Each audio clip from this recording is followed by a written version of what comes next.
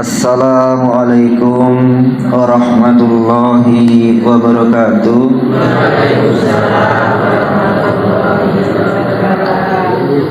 Alhamdulillahirabbil alamin. Assalatu wassalamu ala nabiyyina Muhammad sallallahu alaihi wasallam wa ala alihi wa ashabihi wa man tabi'al huda ila yaumil qiyamah. Amin. Allahumma ghafir lana dunubana wa dunuba walidayna warhamhuma kama rabbayani shaghirah. Allahumma ghafir lana dunubana wa dunuba ikhwanina alladhina sabaquna bil iman wa la taj'al fi qulubina illa lil ladzina amanu rabbana innaka ra'ufur rahim. Bapak Ibu jamaah Masjid At-Taqwa yang berbahagia, amin. Insyaallah pagi hari ini sesuai dengan yang diinformasikan oleh pengurus taklim ataupun kajian, kita akan bersama-sama mentadaburi surah Al-Fajr, salah satu surah yang ada di dalam juz 30 atau juz Amma. Sebelum kita mentadaburi surah ini, alangkah lebih baiknya apabila kita membaca sebagian dari ayat-ayat yang ada di dalam surah Al-Fajr.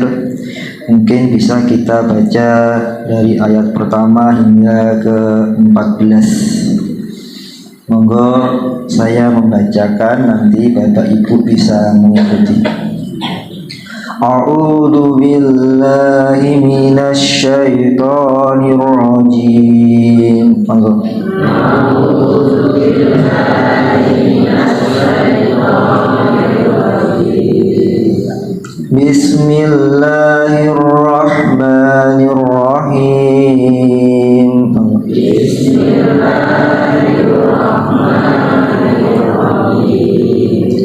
Wal fajr walayalin ashr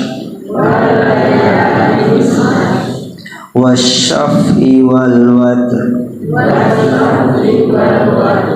wal laili idza yasr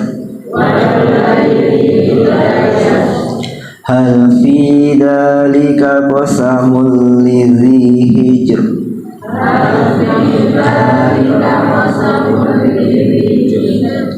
Alam tara kaifa fa'ala rabbuka bi'ad.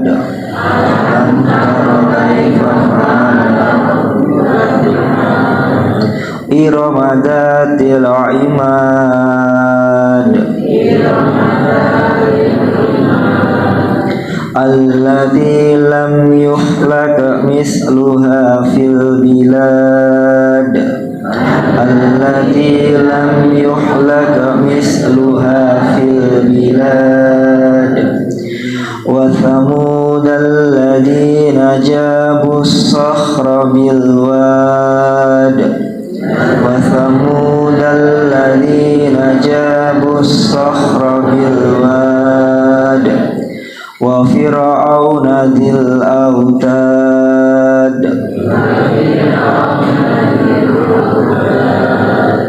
Alladzina taghaw fil bilad.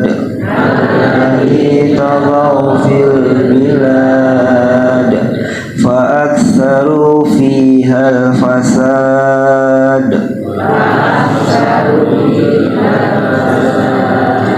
Fasabba 'alaihim rabbuka sawta 'adzab. Fasabba 'alaihim rabbuka sawta 'adzab. Inna rabbaka labirmirsad.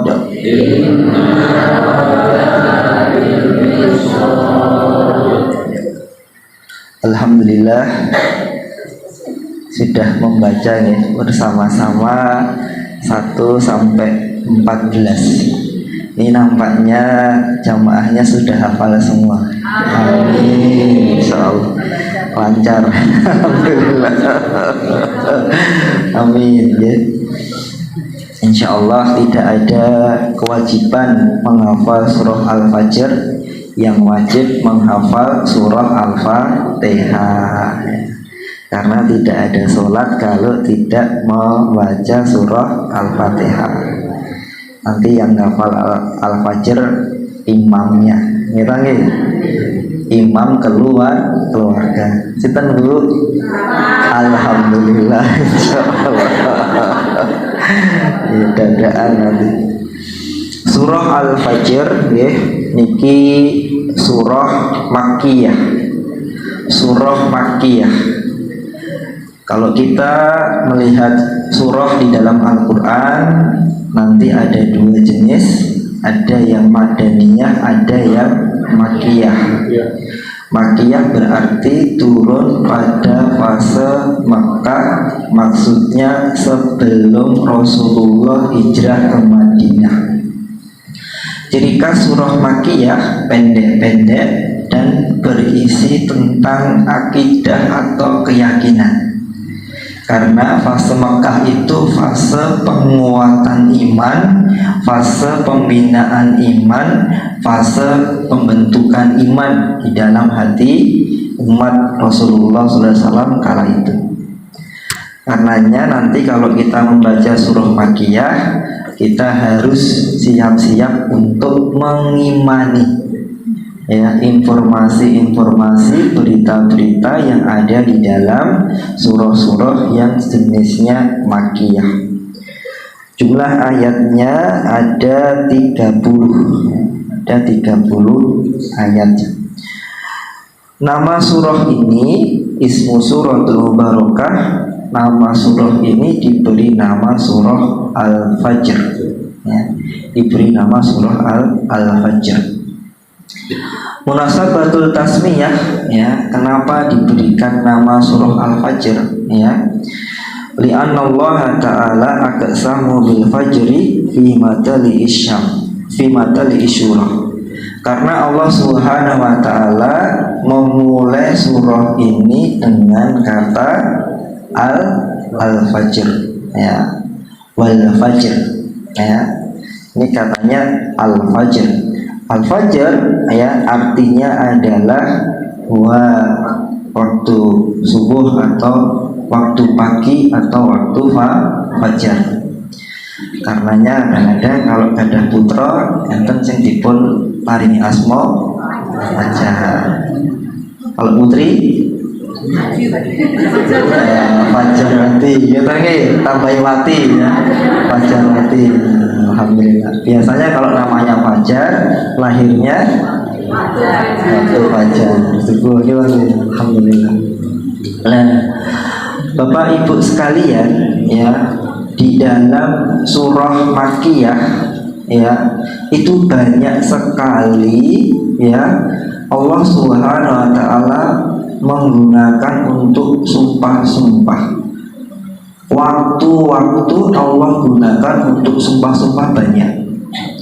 Makanya kalau nanti ada pertanyaan surah-surah apa saja Bapak Ibu yang dihubungkan dengan waktu di dalam juz amma, Bapak Ibu pasti lancar jawab. Kalau Al-Fajr subuh, kalau Al-Lail malam.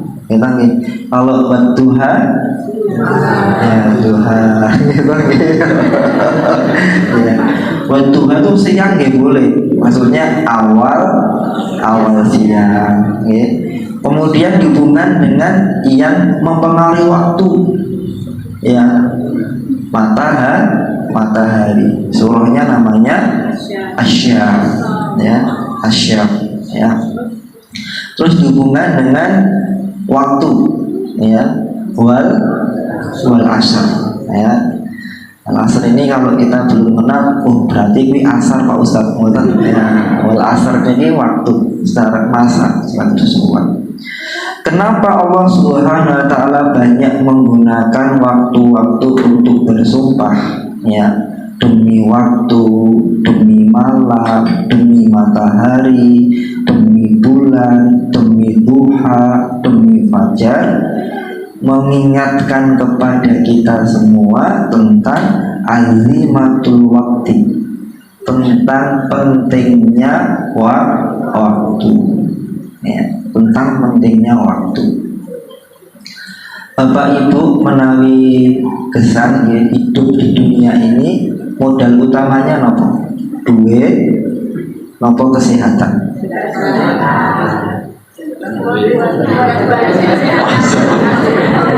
Ya, alhamdulillah. Ya, mending sehat apa mending duit? Ya, Masya Allah. Nek urutan kamu ini nek urutan, nek saged, sehat dulu baru duit. Kalau nanti sehatnya nomor 2, duitnya nomor 1, duitnya akeh, badannya mboten sehat, tidak bisa menikmati duitnya. Tapi niki mboten nyambung kali pengajian nih. Wong wis dijelaske waktu. Modal utama kita di dunia apa Ibu? Lah gitu.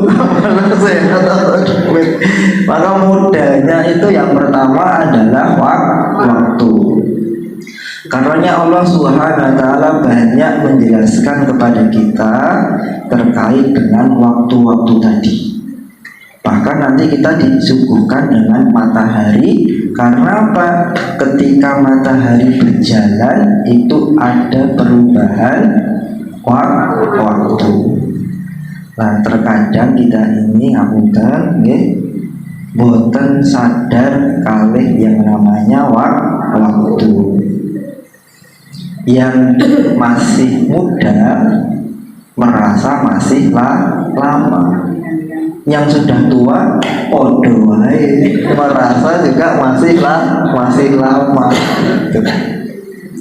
Ada kalau orang Jawa kalau nyebut kata sewita itu sanjangnya artinya wis sewita niku wis cedak ibu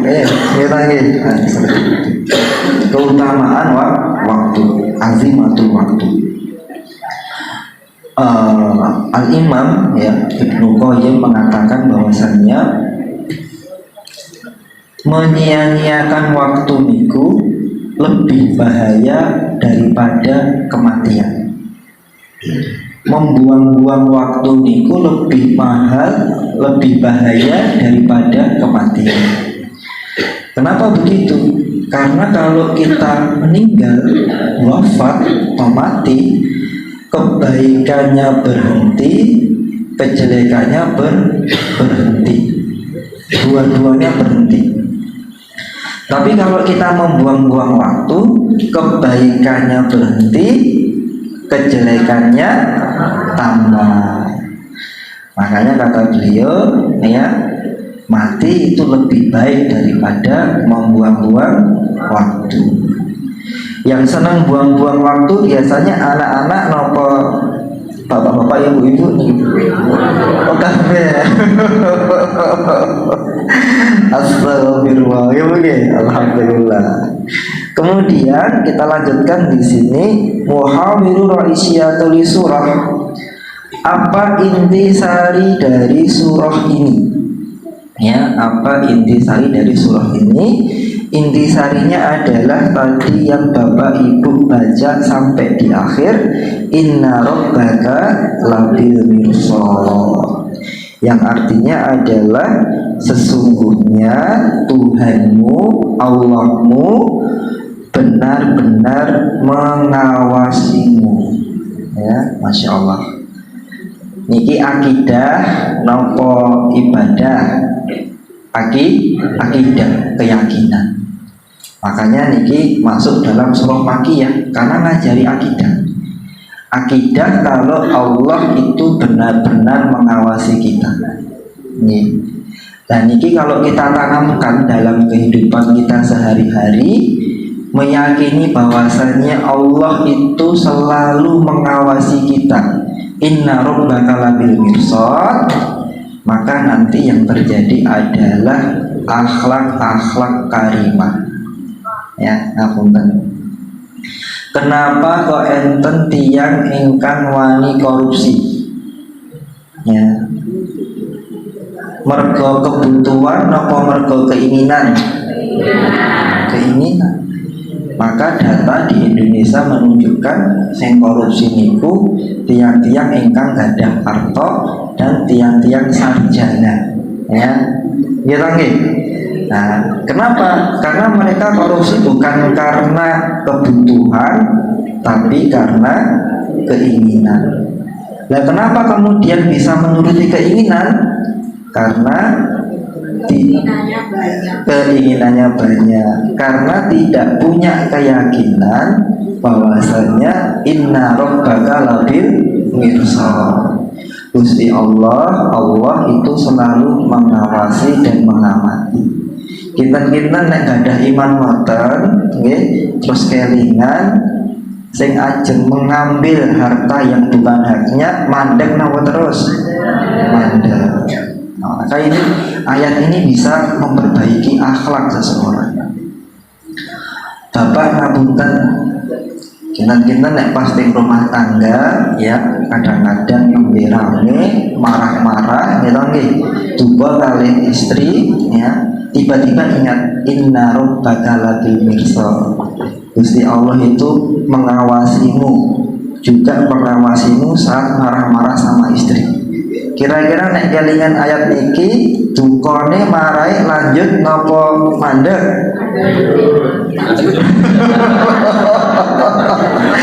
Repot gitu lagi, repot ya. Ini gantian ibu-ibu deh. Ibu ini ngapunten kula pengajian ini santai nggih. Soalnya ini mun semua-semua nggih. Nek langsung ini repot nggih. Nggih, mana nggih? Ambil gojekan. Nggih. Jangan ganti ibu-ibu. Ibu itu kadang-kadang ngapunten ya. Salah satu yang tidak diperbolehkan itu adalah menuntut ya keinginan yang berlebih kepada suami. Kita kadang-kadang wis njaluk mas-masan ya ngarani ya. Kita nggih yo cincin, yo gelang, yo kalung, kita nggih. Napa mulai Bu? Ya berlian juga. Sampaikan kepada bapak, kita nggih. Sampaikan pada bapak ya, tapi pengertos nek tak sampaikan ke bapak nanti bapak tambah mumet. Nah, kita nek kelingan ayat inna rabbaka labil mirsad lanjut menyampaikan apa ditahan? Alhamdulillah.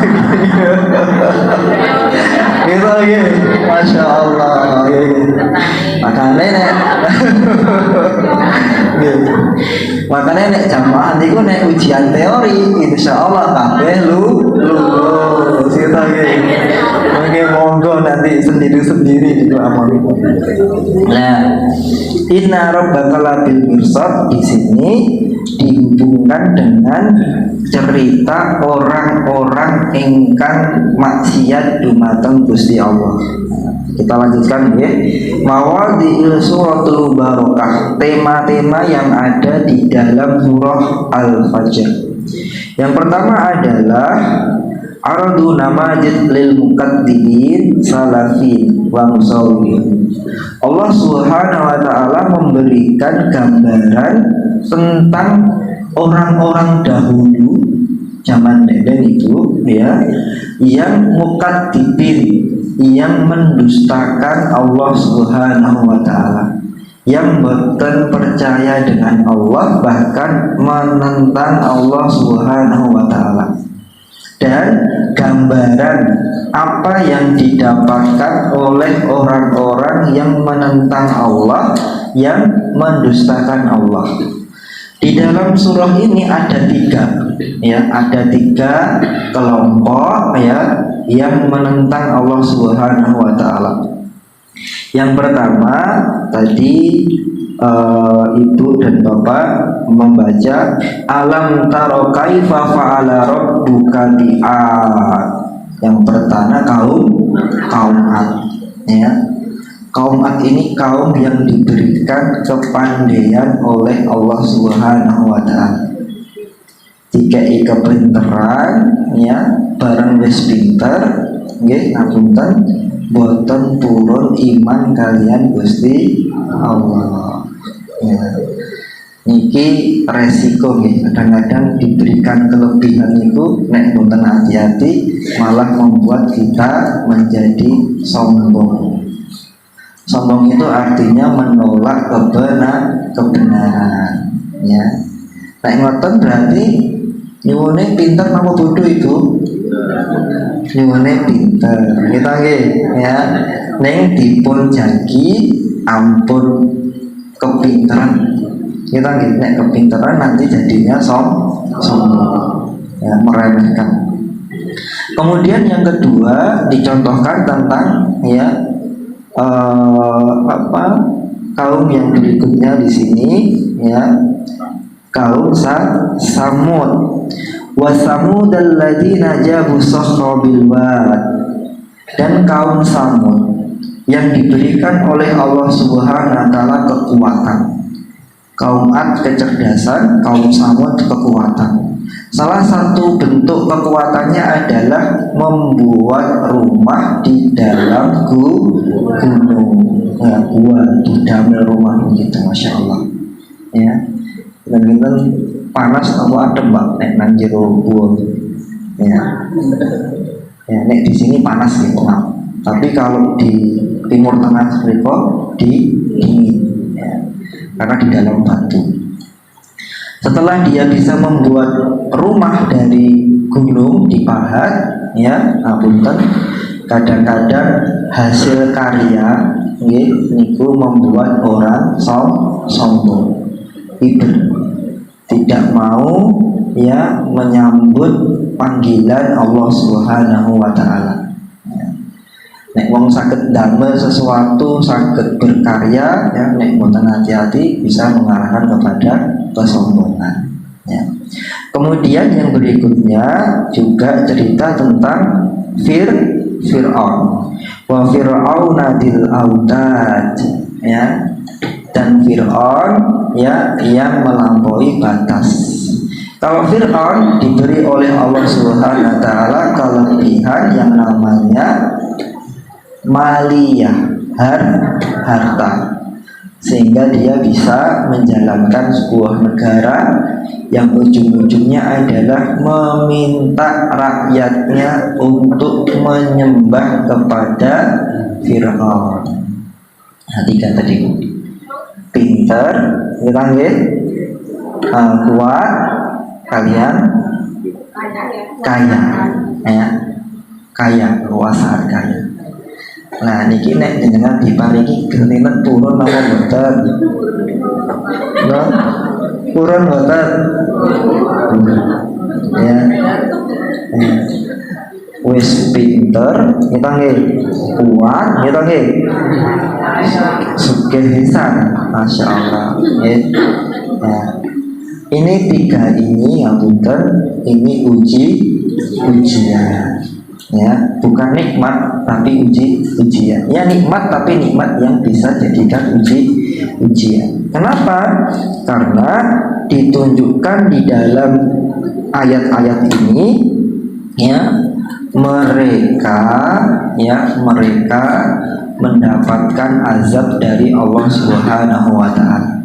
Ya. Jadi dari kaum Ad, kaum Samud sama Fir'aun semuanya diazab oleh Allah Subhanahu wa taala dengan azabnya masing-masing yang bapak dan ibu sudah pernah mendengar ceritanya. Intinya mereka diazab oleh Allah Subhanahu wa taala karena melampaui batas. Ya. Karenanya ngapunten ini cerita tentang peradaban, tentang kebudayaan. Kalau di dalam Islam ya, itu sekolah-sekolah itu pasti keluar dari masjid. Masjid dulu baru sekolahan. Ya, kenapa? Karena yang namanya pinter, kuat, kali sugih ini bisa diusahakan dengan yang namanya ilmu. Tapi ilmu tanpa panduan iman bisa menjadi ujian. Makanya Bapak Ibu, ini insya Allah mboten. Kenapa? Karena dekat dengan masjid. Sehingga kalau kita lihat di peradaban Islam itu, masjid itu identik dengan tempat belajar. Bahkan nanti kalau tidak ke Kairo, ya, kampus sebesar itu, ya, yang salah satu produknya adalah Ustadz Abdul Somad, ya, niku muncul dari sebuah masjid. Kenapa? Karena memang urutannya itu iman dulu, baru ilmu, baru ngomongin pasar duit, gitu nggih? Baru ngomongin pasar, baru ngomongin kekuasaan. Nek tiyang Jawa dulu membahasakan masjid, pesantren, pasar, ya, kali kekuasaan. Niki jadi satu. Tapi yang paling bawah sing nyonggo pondasine masjid. Maka jenengan nek dolan ting kraton enten masjide, kita nggih enten tempat belajar pesantren, enten pasar, ya, masjidnya kauman, gitu nggih, enten asrama-asrama buat santri, pasare Beringin Harjo, ada keraton. Ini pesannya adalah memang yang diurusi itu yang pertama adalah masjid ngurusi iman. Nek wis iman diurusi, baru ngurusi ilmu, dikuatkan dengan ilmu. Nek wis duwe ilmu, lagi mlebu nang pasar ngurusi duit.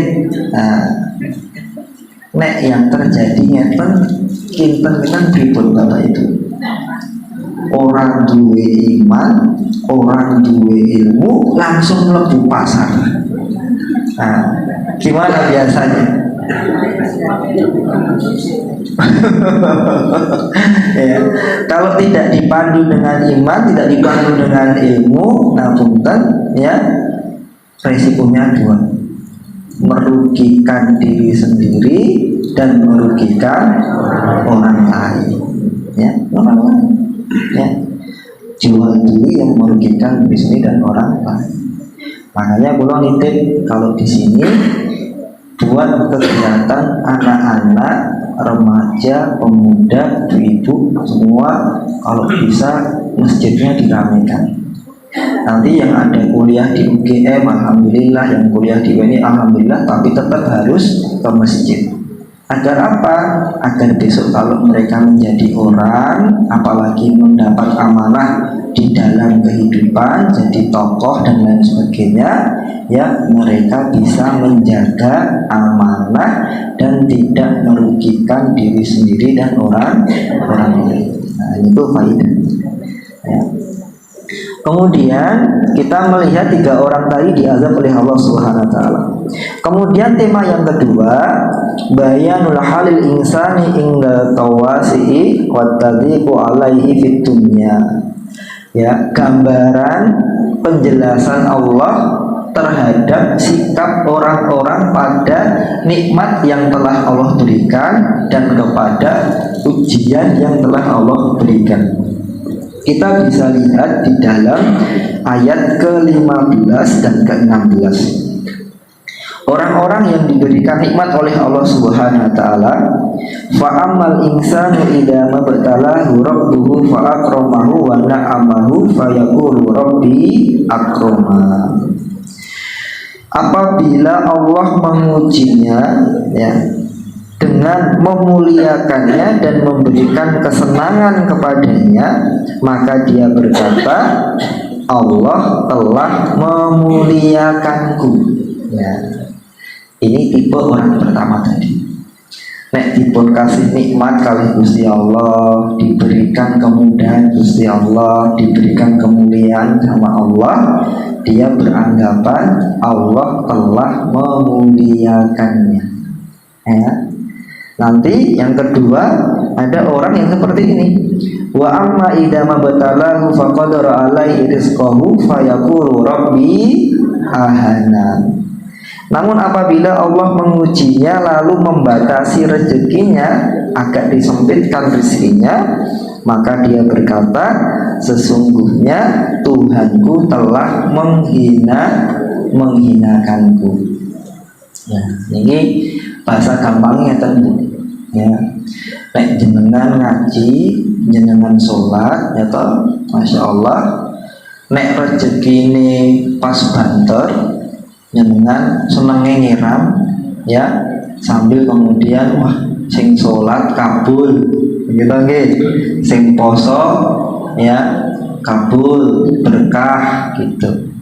Tapi nanti kalau jenengan diuji dengan kesempitan, diuji dengan rezeki yang dikurangi oleh Allah Subhanahu wa taala, dengan saja wah sing salat ora kabul, sing poso ora kabul. Nah, mboten niku leres tau mboten Ibu? Ya. Ada orang nyekolahke anake nang pondok pesantren, namanya wong sekolah, anak niku gadai nasib, gadai takdir kiambak gitu. Pulang ke pondok, nggih, lah kok mboten sugih, ya, langsung ngomong wah mondoke gagal, ya. Aku enek sing mondok sukses, gitu nggih, ngomong wah mondoke berhasil. Nah, mboten niku. Ini yang terjadi pada kaum Ad, kaum Samud, dan kaum Fir'aun, ya. Kenapa? Ketika dia diberi nikmat oleh Allah, dia merasa menjadi orang yang paling dimuliakan oleh Allah. Padahal dijelaskan di sini, ya, Syekhnya menyampaikan dalam tadabburnya, ya, bahwasannya sebentar saya, ya, sampaikan di sini bahwasannya di dalam kehidupan ini, ya, yang namanya kekayaan dan kesulitan itu bukan indikator atau bukan tanda orang itu dimuliakan atau dihinakan oleh Allah. Ya, jadi kalau orang kaya, orang sukses bukan berarti Allah telah memuliakannya. Kenapa?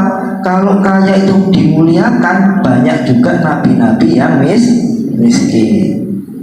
Terus juga sama, kalau diberikan ujian, diberi penyakit, diberikan kesusahan, itu juga bukan berarti dihinakan. Kenapa? Karena banyak juga nabi-nabi yang sakit, ya, dan susah hidupnya.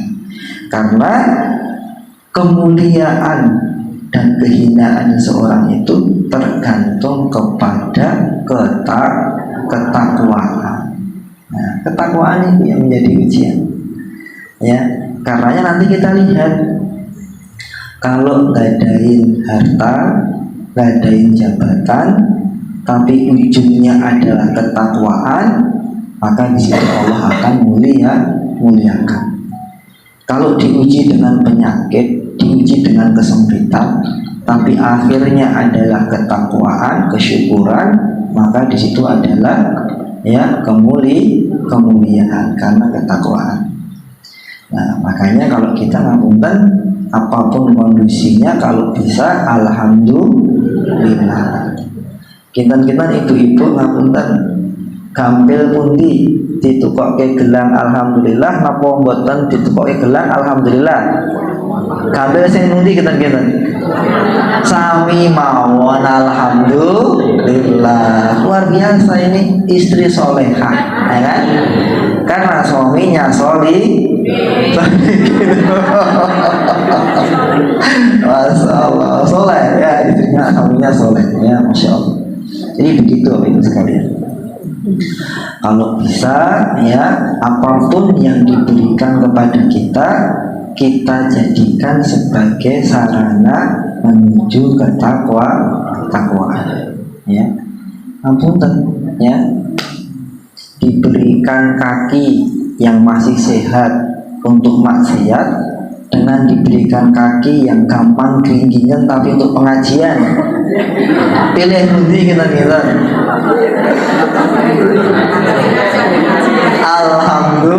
Alhamdulillah ya begitu memang. Apapun kondisinya kalau bisa untuk ketakwaan, karena yang Allah lihat adalah ketakwaan. Dan ketakwaan Bapak Ibu sekalian ada minal amal qulub. Ini bagian dari amalan hati. Kalau amalan hati ini tidak bisa dinilai oleh mata. Maka kita lihat ditanya, siapa yang paling bertakwa? Tidak tahu. Gimana? Yang tahu hanya Allah. Makanya kalau kita mau sholat, ya, apunten, kita diminta untuk toharoh, mensucikan diri. Levelnya ada 4. Kalau sekolah kelas 1, kelas 2, kelas 3, nah SMP, nah SD sampai kelas 6. Nek toharoh niku levelnya ada 4.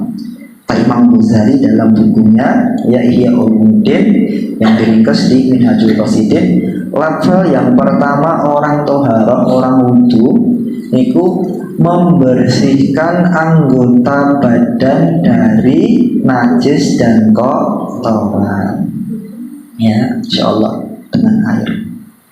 Level yang kedua orang toharoh di kelas 2. Biasanya nek sinau nika kelas tunggal kalih kelas kalih tasih gampang pundi Bu?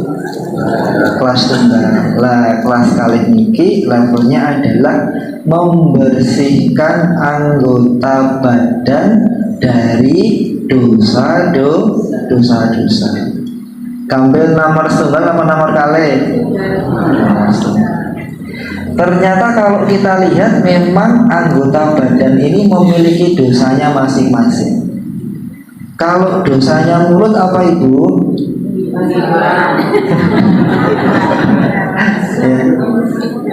ya. Menuntut gelang dan kalung kepada suami. Nah, itu salah satunya ya. Yang lain yang disebutkan ghibah, namimah, dan lain sebagainya.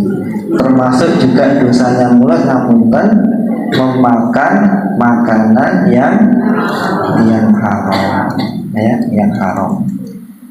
Kalau dosanya telinga ngapunten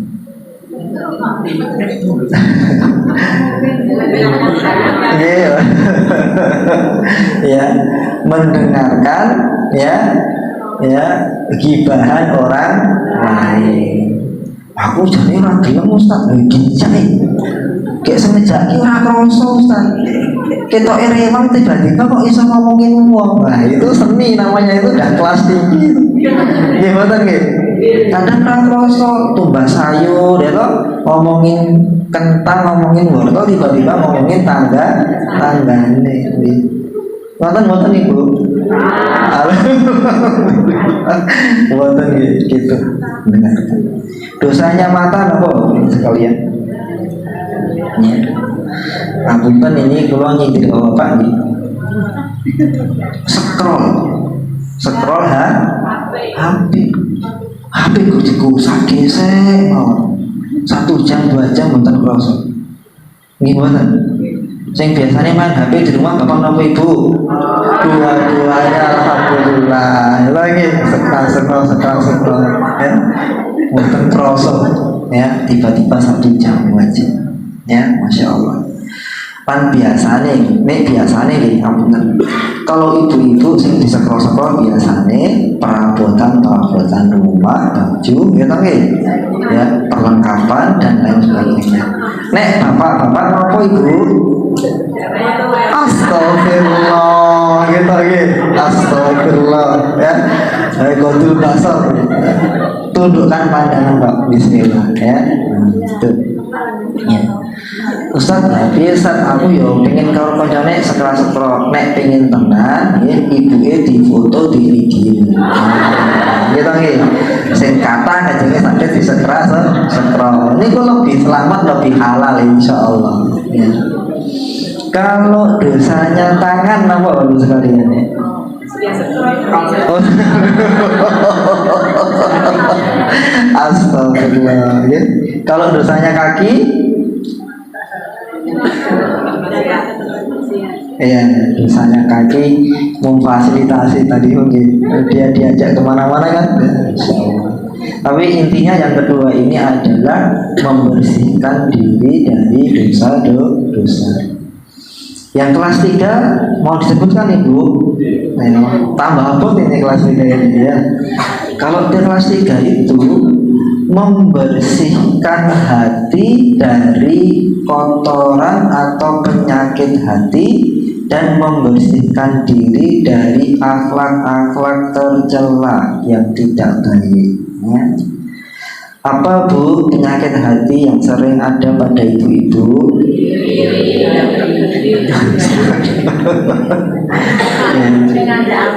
Amin gitu. Ini kelihatannya banyak ya Bu ya. Kok semua kok yang disebut itu ya.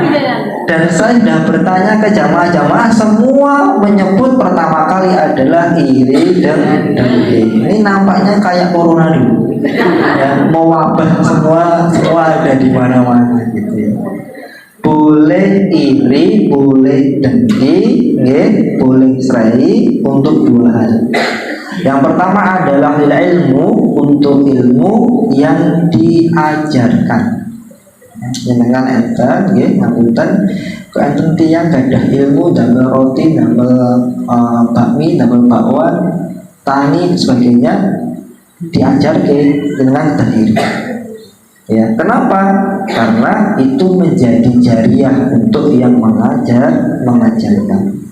Yang kedua, boleh iri dengan orang yang diberi harta kemudian menginfakkannya ya. Menawi enten tiang infak nggih kita aku juga pengen. Nah seperti itu.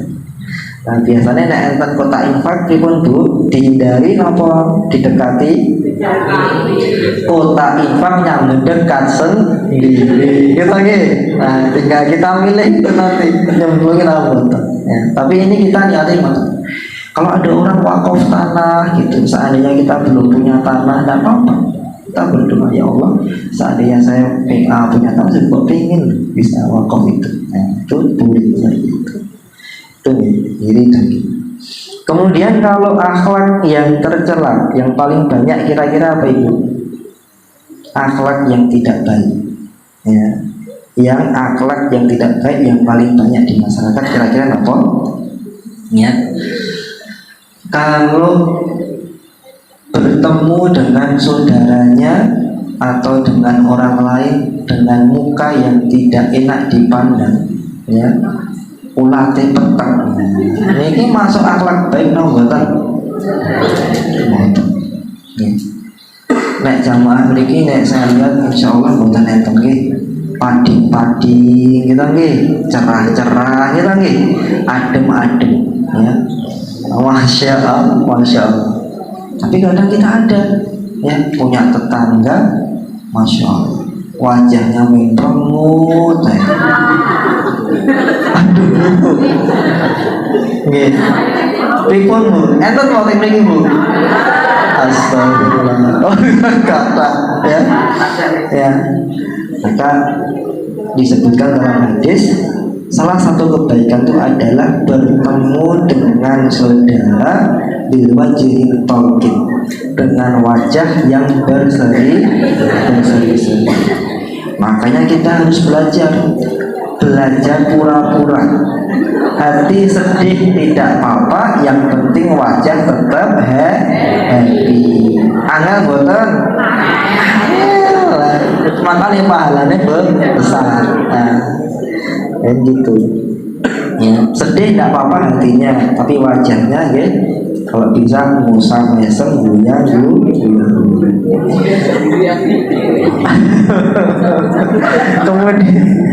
kemudian yang terakhir yang nomor 4 ini paling besar ya.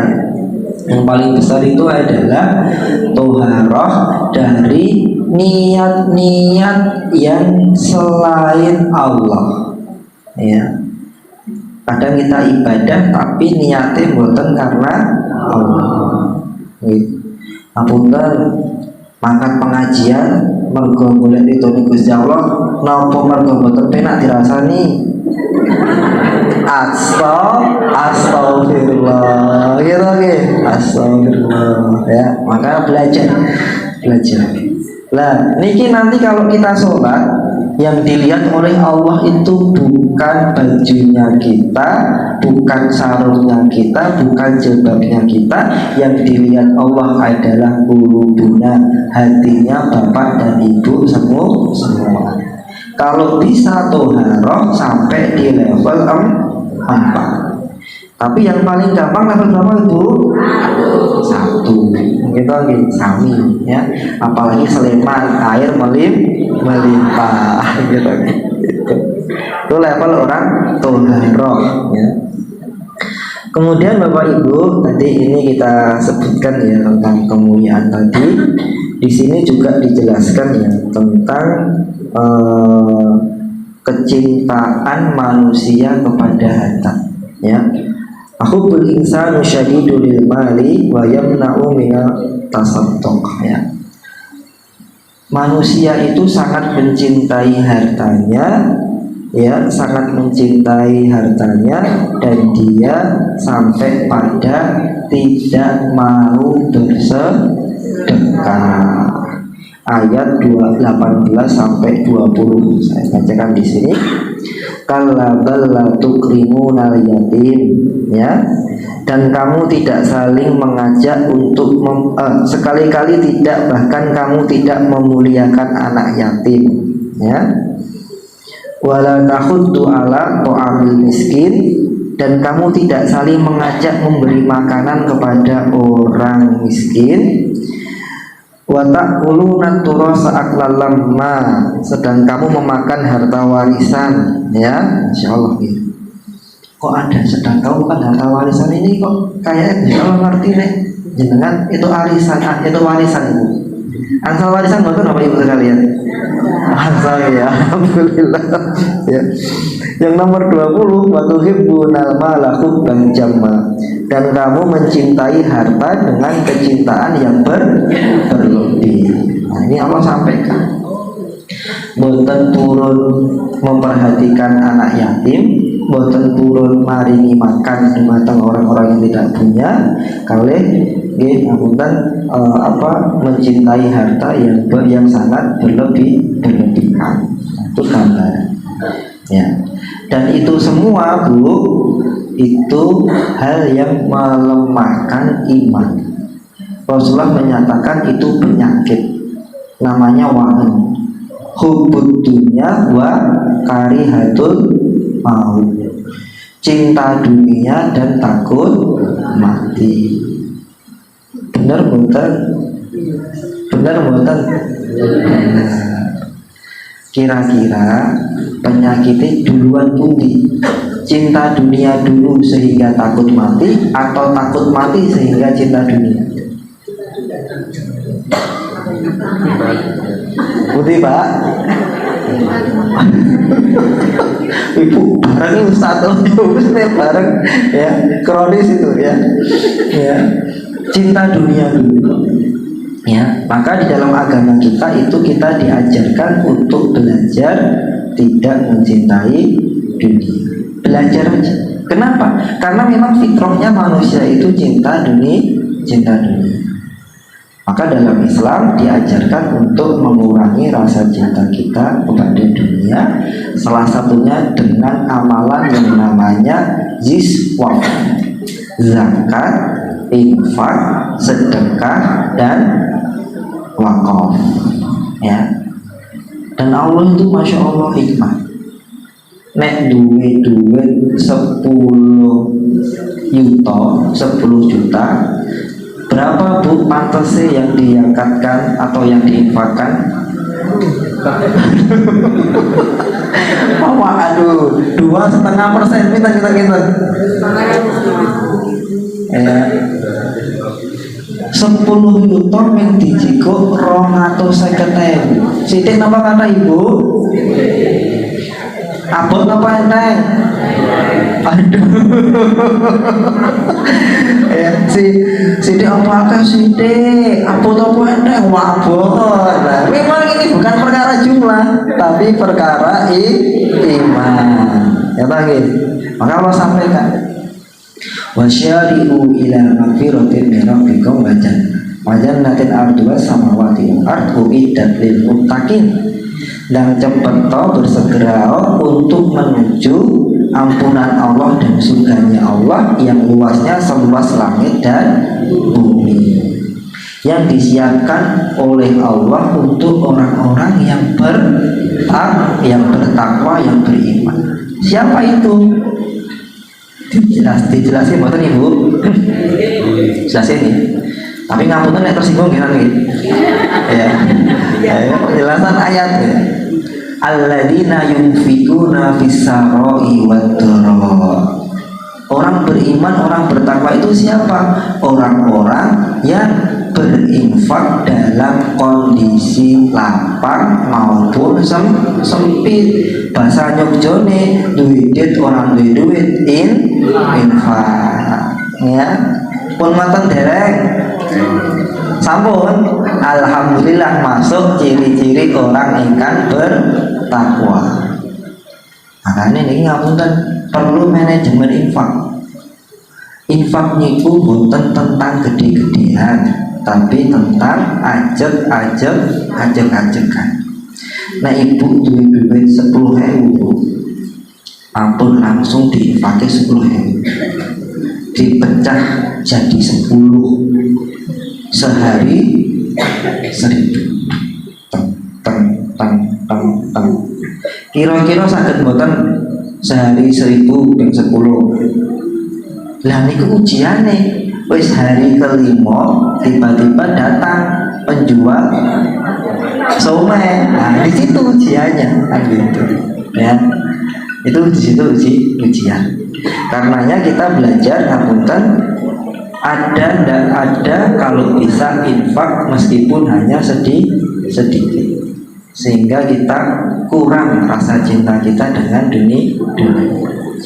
Bapak Ibu jaminan selesai nih Bu, sudah selesai kayak ini. Dan kalau sudah langsung kita bacakan yang terakhir. Sudah nih, besok lagi. Ya, kasihan yang sudah keringgingan. Udah jam 7, udah hampir jam 1 jam lebih. Kita bacakan yang terakhir dulu ya, apa lagi? Takut kesiangan dan nggak enak jenengan. Ini banyak pelajarannya. Yang paling bagus ini pelajarannya di penutupan. Saya bacakan. Wa dzaqarallahu ta'ala al-fajr awalan. Kalau kita lihat surah ini, Allah meletakkan kata fajar di awal surah. Wal fajr, matahari. Kita kalau pagi itu kan cerah, kita matahari ini muncul, biasanya ada harapan baru. Makanya biasanya ibu-ibu, bapak-bapak kalau sudah waktu fajar itu muncul pagi, tambah semangat atau tambah lemas? Tambah semangat. Makanya kayak tahun baru itu biasanya pada nunggu terbitnya fajar. Karena apa? Ada harapan baru.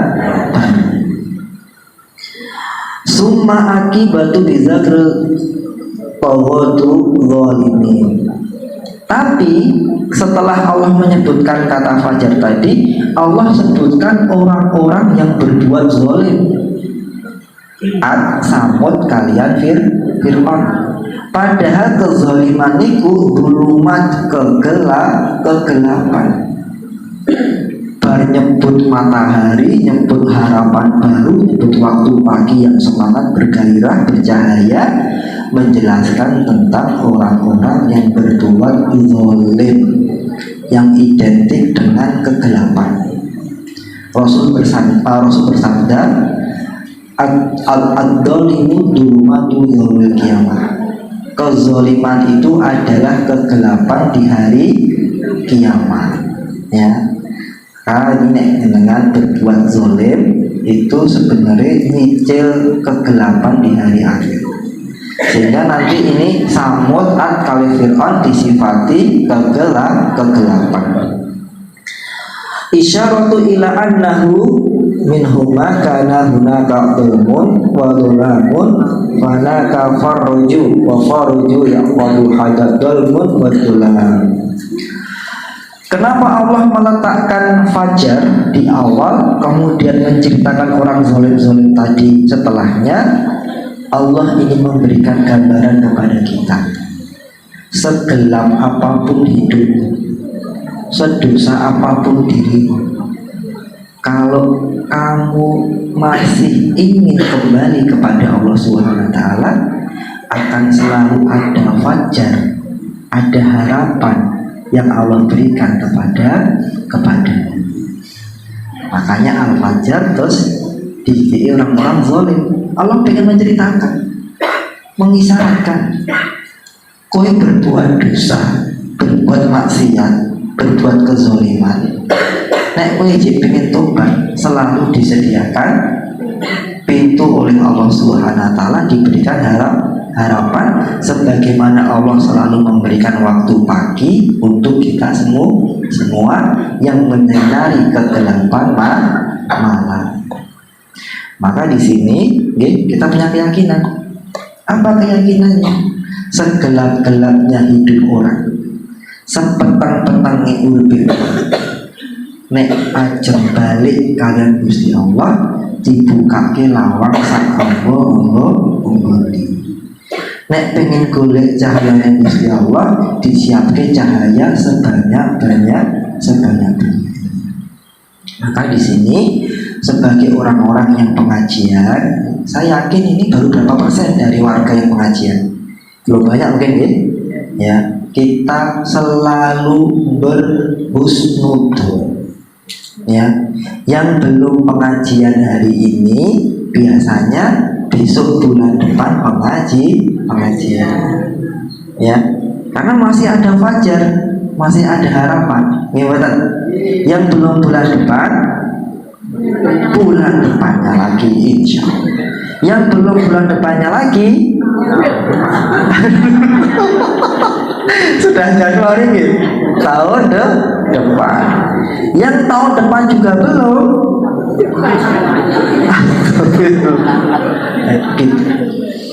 Selalu kita berprasangka baik kepada orang dan kepada Allah.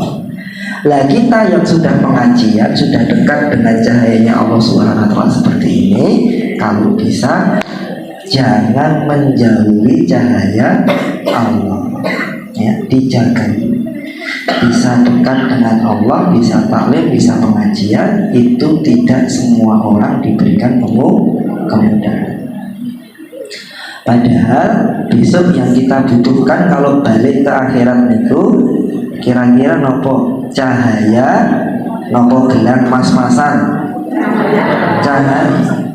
Makanya jangan teng kampung-kampung ustadznya belum banyak, yang ngaji belum banyak, kadang-kadang orang meninggal atasnya diberi apa Bu? Kalau di kampung-kampung itu yang belum banyak ustadznya, atasnya diberi linen sama diberi apa?